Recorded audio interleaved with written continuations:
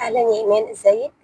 البعتة إن بنوتتها عندها 11 سنة وعندها احمرار حوالين منطقة الأنف ومنطقة حوالين الفم وبيوجعها جدا. مع العلم إن هي كمان متشخصة إن هي إكزيما تأكلية. طيب، الموضوع ده بيحصل كتير جدا في الأطفال وخصوصا يعني اللي عندهم إكزيما تأكلية، وده بيكون غالبا لسببين. أول حاجة إن إحنا طبعًا عندنا إكزيما تأكُّدية، فدوّة بيكون عندهم الجلد حساس زيادة شويتين وعندهم ضعف للحاجز الوقي للبشرة.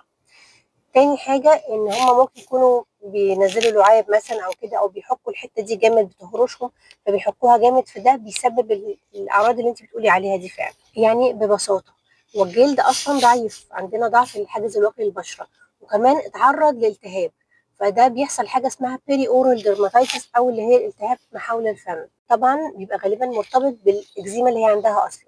الخطة العلاجية بتاعتنا اللي إحنا هنمشي عليها عايزينها تبقى سهلة علشان تبقى applicable وتبقى تقدري تعمليها بسهولة. حاجات هنعملها الصبح وحاجات هنعملها بالليل.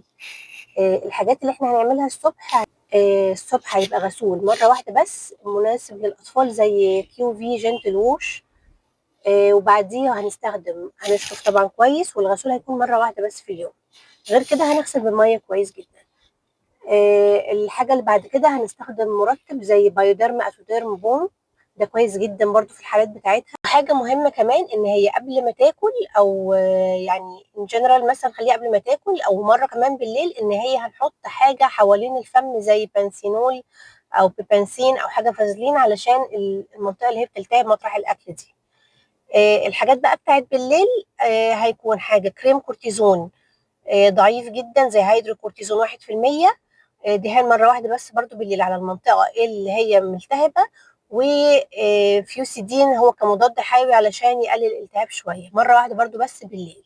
لو حبيتي برضه إن أنتِ تبعتي صورة ابعتي في comment صورة علشان أشوفها، وطبعًا اعملي follow ولايك للفيديو وشير على الستوري عندِك وrepost عشان الفيديو يوصل لكل أم محتاجة إن هي تشوف تعالج بنتها بالطريقة الصح وعلشان يوصلِك نصايح طبية كويسة بإذن الله.